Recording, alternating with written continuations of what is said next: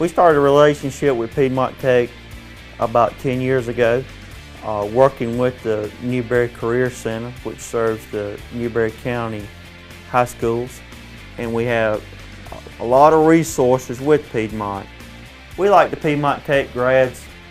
Typically they originate locally, and that is very important to us. We like local people. It's familiar with the community. Typically when we receive a graduate from Piedmont Tech, we put them in a truck, usually with a senior technician for a couple weeks, and then we move them on to a truck and independent work. Start considering a degree in HVAC technology.